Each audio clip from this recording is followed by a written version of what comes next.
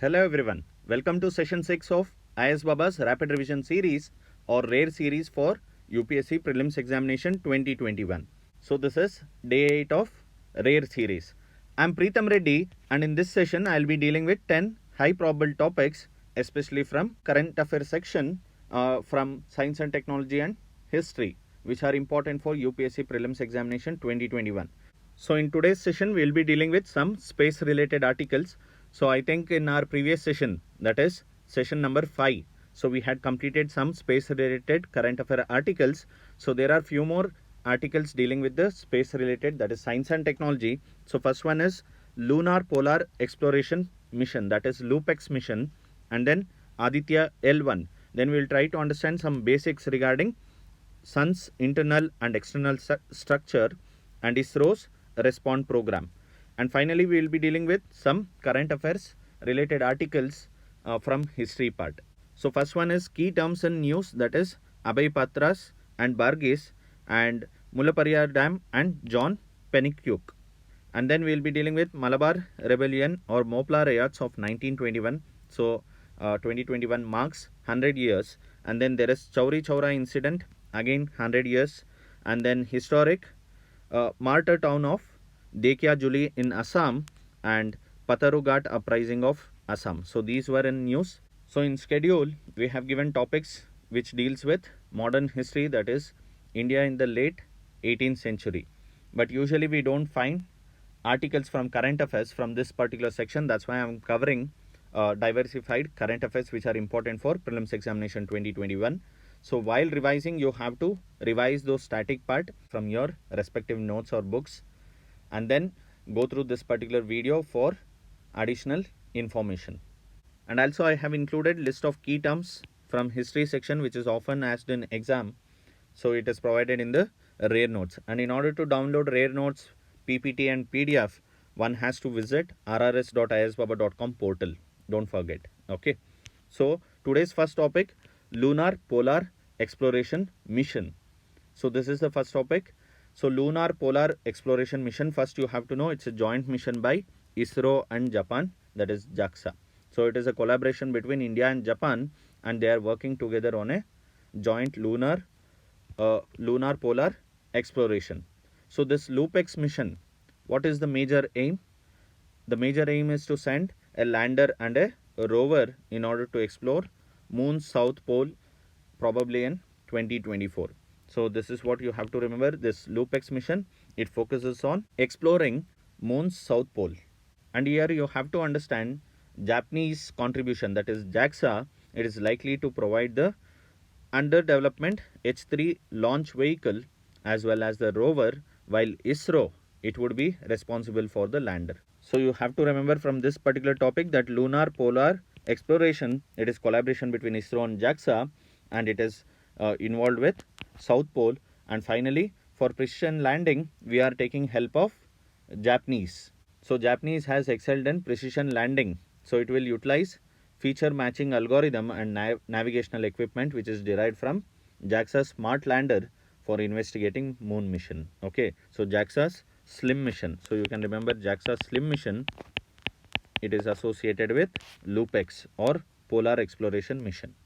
So next topic is Aditya L1. So Aditya L1, it is India's first solar mission to study sun and it is a spacecraft mission. Okay, so it's a first spacecraft mission by India to study the sun. And this Aditya L1, it has been designed and will be built in collaboration between the ISRO and various Indian research institutes. So this Aditya L1, it is an indigenous mission.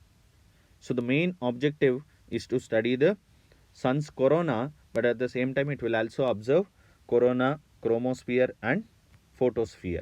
So major aim or objective of this Aditya L1 mission will be to study sun's corona and to observe chromosphere as well as photosphere. So when I say sun's corona will be, so this the mission will be trying to focus on soft and hard X-ray as well as visible and near infrared.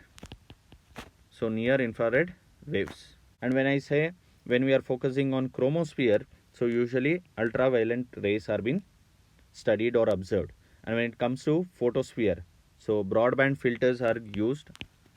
So broadband filters.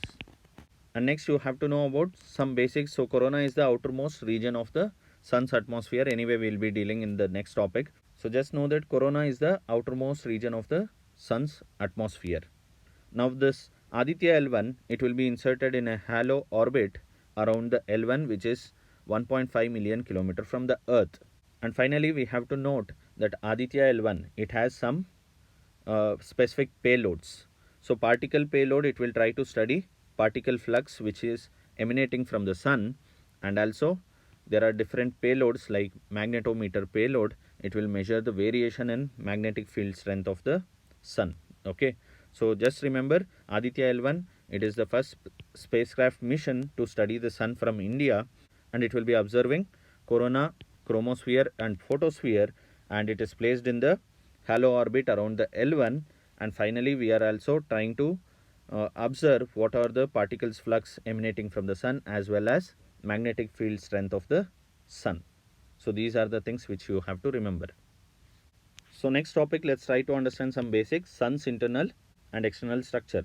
So the solar interior, as you can see in the figure, okay, that is from the inside out, it is made up of the core, so the inner core and radiative zone and convection zone.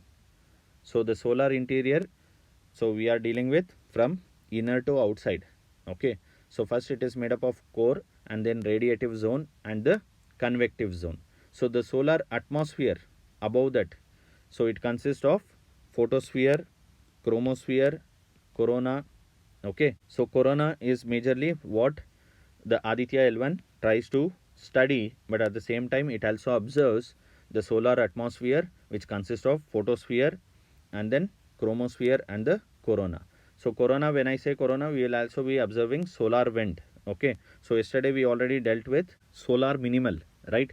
So we had dealt with solar minimal when I said the usually it is the period where solar activity is less, or sunspot or some solar wind, so such activities are less. Okay, so we'll try to understand the layer of the sun. So as you can see in the figure, inner core, it is where nuclear fusion occurs creating energy, and radiative zone, energy is transmitted through radiation. And then convective zone, so it is the area of convection current. So usually we won't be dealing much with the first three part, that is the interior of sun, but currently all the studies are focused towards understanding the sun's outer atmosphere, that is photosphere, which is the visible surface of the sun, and chromosphere that appears red is only visible during a solar eclipse and releases most UV radiation, and corona, that is fully exposed during a solar eclipse and emits X-ray radiation. So these are the layers which we have to know.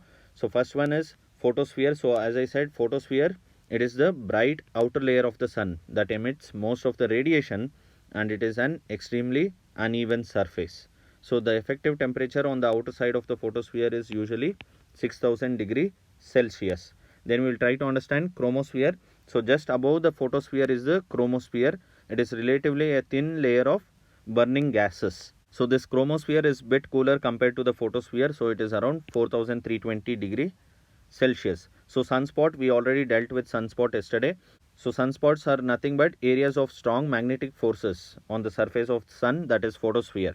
So these sunspots are relatively cool, right? So they are around 500 to 1500 degree Celsius cooler than the surrounding chromosphere. So chromosphere is around 4320, sunspot is around 500 to 1500 degree Celsius cooler than the surrounding chromosphere. So next you have to remember sunspot. So each sunspot, it has a black center or umbra and a lighter region of penumbra surrounding it. Okay, so we know that the number of sunspots is directly proportional to the solar activity. So more sunspots means more solar activity, which we dealt during the solar minimum in the previous session, right? So next you have to know what are the terms solar wind, solar flares and solar prominence. So solar wind, it is a stream of energized charged particles, primarily electrons and protons. So these energized charged particles, they are flowing outward from the sun at speeds as high as 900 km per second. And this solar wind, it is made of plasma, that is ionized atoms. And next we will try to know about solar flares. So they are produced on the sun's surface due to magnetic anomalies. So they are magnetic storms which appear to be very bright spot with a gaseous surface eruption. And then we have solar prominence. So it is an arc of gas that erupts from the surface of the sun, which is called solar prominence. And prominence can loop hundreds of thousands of miles into the space, and prominences are held above the sun's surface by strong magnetic fields, and it can last for many months. And at the end you have to remember, because of this prominences, so most of the eruption, and there is enormous amounts of solar material into the space. So these are some terms which you remember, and then we will come to corona. So corona is a distinctive atmosphere of plasma that surrounds the sun and other celestial bodies. So the sun's corona, it extends millions of kilometers into space and is mostly seen during total solar eclipse. So this is the sentence which you have to remember. So sun's corona, it is visible during total solar eclipse. So next we'll try to understand plasma. So we all know plasma is one of the four fundamental states of matter.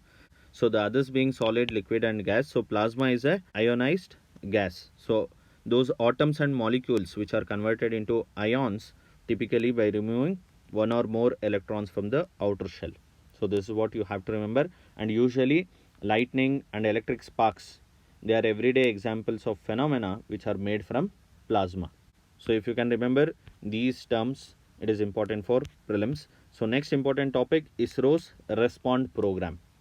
So ISRO has this RESPOND program. So the main objective of this program is to establish strong links with premier academic institutions in the country so that ISRO can carry out its R&D projects, that is research and developmental projects.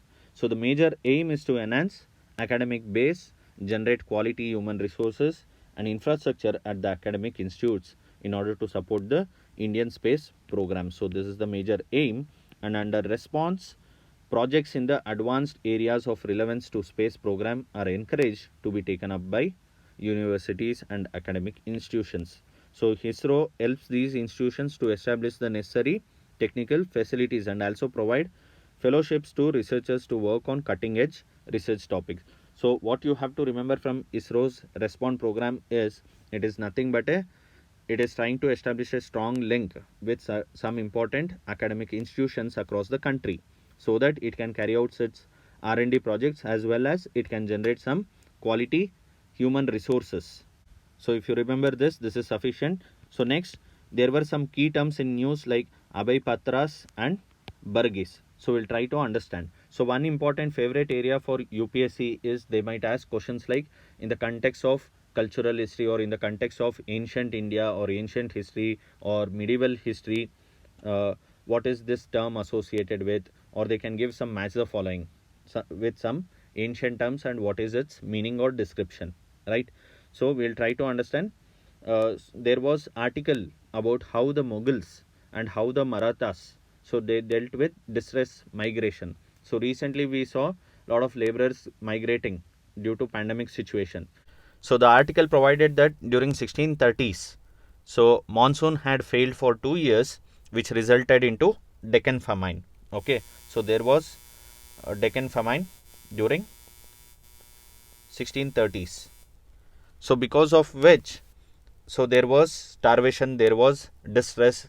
Okay, so this particular conditions, they are recorded in Badshahnama, which was written by Hamid Lahori. So first important fact what we have to remember is Badshahnama. So this Badshahnama, it is nothing but a series of work which was written during the Mughal Emperor Shah Jahan. Okay, so it was during Shah Jahan and it was written by Abdul Hamid Lahori. So this Abdul Hamid Lahori in his Badshahnama, he had recorded that starvation was so rife that life was offered for a loaf. Okay, so just remember it dealt with works during the reign of Shah Jahan. So the works and records written by Hamid Lahori in his Badshahnama, it shows that Shah Jahan had distributed langar, that is free food, for the migrating people during the pandemic situation.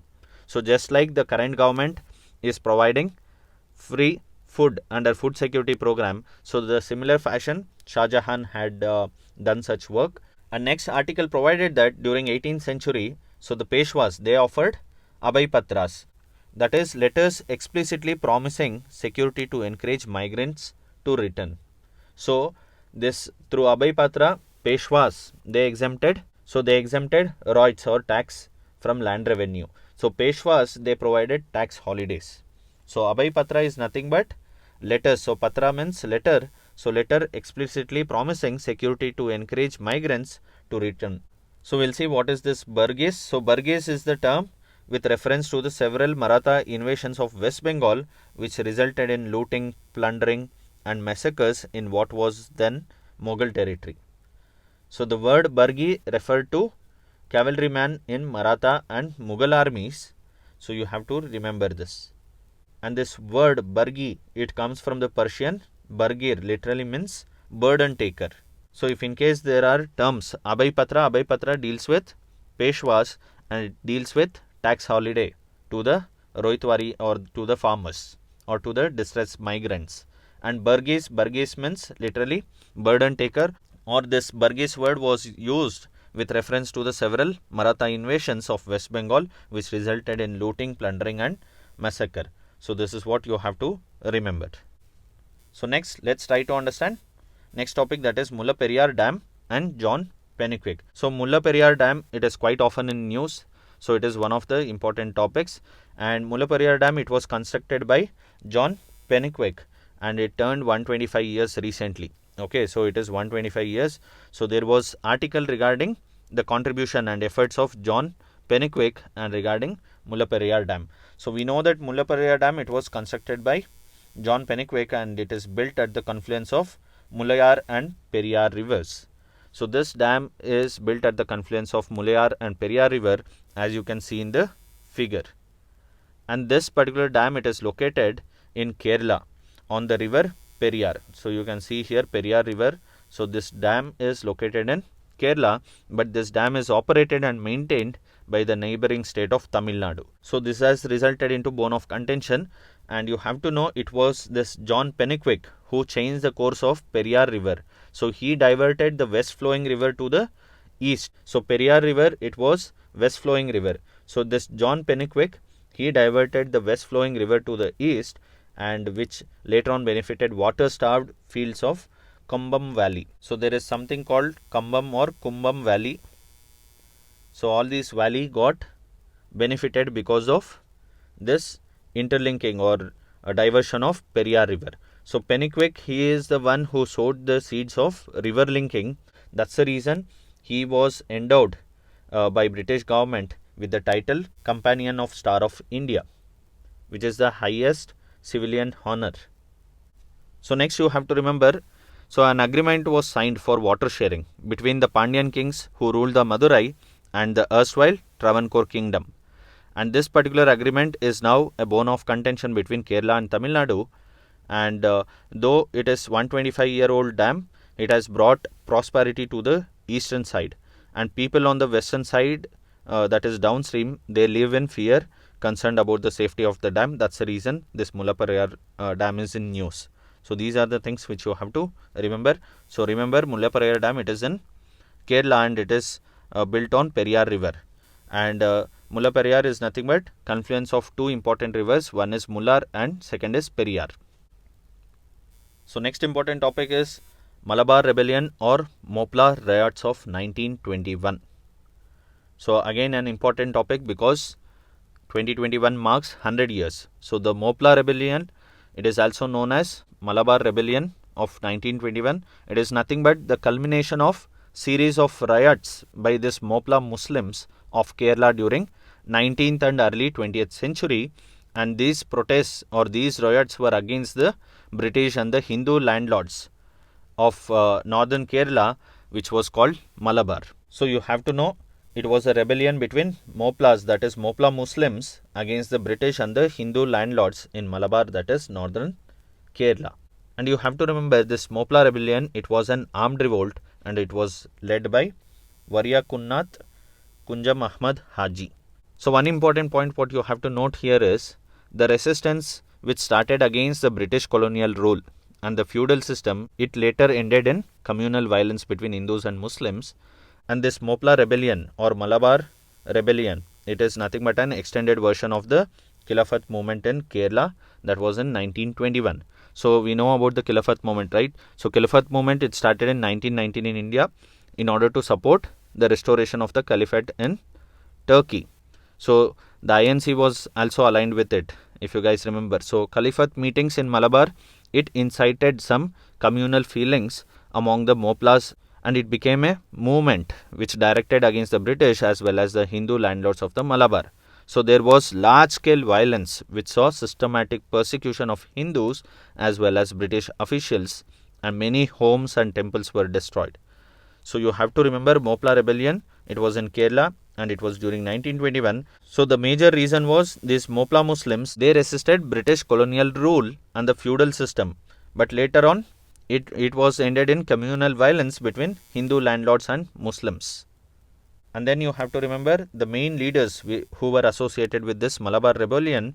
So Varya Kunnath, Kunja Ahmad Haji, and Siti Koya, Tangal, and Ali Musliar. So these three names you have to remember with respect to Mopla rebellion. And then Chauri Chaura incident which happened in 1922. So this was again in news because recently Indian Prime Minister, he inaugurated the Chauri Chaura sanitary celebrations at Chauri Chaura, which is in Gorakhpur, Uttar Pradesh. So we know that Chauri Chaura incident, it happened on 4th February 1922, and recently in 4th February 2021, so Prime Minister inaugurated this Chauri Chaura centenary or 100 years celebration. So the day marked 100 years of the Chauri Chaura incident, and this Chauri Chaura incident, it's a landmark event in India's fight for independence. And this Chauri Chaura incident, it took place in the Gorakhpur district of the United Province, that is modern day Uttar Pradesh. So in this you have to remember a large group of protesters who were participating in the non-cooperation movement. So they clashed with police, so who opened fire. So in retaliation, the demonstrators, they attacked and they set fire to the police station, and thus resulted into killing of all its occupants. So that time this incident, that is Chauri Chaura incident, it led to the death of 3 civilians and around 22 policemen. And next fact you have to remember, Mahatma Gandhi, so he halted the non-cooperation movement on 12th February 1922 as a direct result of this incident. So if you remember these points, that is sufficient for Chauri Chaura incident which happened during 1922. Next important topic, historic martyr town of Dekia Juli in Assam. So this particular article was in news which is dealing with Dekia Juli in Assam. So Indian Prime Minister, so he recently paid visit to this historic martyr town, that is Dekia Juli in Assam, to lay the foundation stone for 2 medical colleges, and even I think he launched some road and highway project. So this Dekia Juli, you have to know, it is associated with Quit India movement of 1942. So this is the important fact. So simple question can come that Dekia Juli, it is associated with which among the following? A. Chauri Chaura incident, B. Simon Commission, or C. Quit India movement, etc. Okay, so first thing what you have to remember is Dekia Juli, it is associated with Quit India movement of 1942, and Dekia Juli, it was home to possibly the youngest martyr of Indian freedom struggle. And next the article also provides about Mrityu Bahini or death squads. So you have to remember why is this Dekia Juli is important. So you have to remember about this Dekia Juli. So this Dekia Juli during 1942 as part of Quit India movement, there were processions which was held by freedom fighters. So these freedom fighters, they made a squad and they marched to various police stations across several towns in Assam. So these squads, they were also known as Mrityu Bahini or death squads. So they had wide participation. So it included both women and children. And you have to remember these death squad or Mrityu Bahini squad, which included both women and children, they set out in order to unfurl the tricolor flag atop police station, seen as symbol of colonial power. So the British administration came down heavily on them, and in Dekia Juli, at least 15 people were shot dead, and 3 of them were women, including a 12-year-old child. So that's the reason this Dekia Juli was in news. And recently this Dekia Juli police station, it was accorded heritage status and it was restored by the Assam government. And next important topic, that is Patharu Ghat uprising of Assam, which happened during 1894. So again, this was in news. So you have to remember this Patharughat uprising of Assam. It is also one of the important incident. And this incident or this uprising, it happened 25 years before the Jallianwala Bagh massacre. So 25 years before the Jallianwala Bagh massacre, more than 100 peasants, they fell to the bullets of British during 1894 in Assam during Patharughat uprising. So here you have to remember the unarmed peasants. So they were protesting against the increase in land revenue which was levied by the colonial administration. So the unarmed peasants, they were protesting against the increase in land revenue levied by the colonial administration when the military opened the fire. So what all are the key points which you have to remember? So British annexed Assam during 1826. So you have to remember during 1826 there was annexation of Assam by British. So we'll see what happened. So after the British annexation of Assam in 1826, so British started making some surveys. So surveys of vast lands of the state began, and on the basis of such surveys, this British, it began to impose taxes, that is land taxes on the peasants or the farmers. And during 1893, what happened? So the British, it decided to increase agricultural land tax, and this time it was trying to increase by 70 to 80%. So up until then, the peasants, they would pay taxes in kind or provide a service in lieu of cash. But now it became difficult for the peasants. So what these peasants did? So these peasants, they began protesting, and they started organizing Raij Melas. So this Raij Melas, it is nothing but a peaceful people's convention. So they used to gather and they used to conduct some kind of protest in a democratic way. However, British perceived them as breeding grounds for sedition, and whenever there was Raij Mela, this British used to come down on it with a heavy hand to disperse them. So when the British officers were refusing to listen to the farmers' grievances, things heated up and there was lathi charge, and it was followed by open firing which killed many of the peasants who were present there. And you have to note, more than 100 peasants, they fell to the bullets of the British. So for Assamese community, this Patharughat, it is one of the important event, and it comes second only to the Battle of Saraighat when the Ahoms defeated the Mughals in 1671. So these points you have to remember. And Patharughat Ron or Battle of Patharughat, it was a peaceful protest and precursor to the civil disobedience movement. So these are the facts which you have to remember. So Patharughat uprising, it happened in Assam 25 years before the Jallianwala Bagh massacre. So why this uprising was there? It was between peasants, and it was against the Britishers who increased the agriculture land taxes. So these are today's topic which you have to remember, and you have to remember there were some important key terms in NCERTs and in newspapers and different sources. So I have combined and collected all the important key terms, and every year there is a question from those key terms. So do revise them once. I know it's pretty tough to remember all the key terms, but do revise at least once or twice. So go through this table before the exam, at least 2 days before, so you can retain some important facts. Okay. So let's meet in next session. Thank you. And usually every weekend we have some ethics and essay videos, as well as there were some new initiative videos by Mohan sir, that is Aware. So it deals with approach to answer writing, mains answer writing. So those who are planning to start mains answer writing, or those who want to write better answers, so you can take some tips and strategies from those videos which are uploaded both on YouTube as well as RRS portal. So do watch it. Good luck.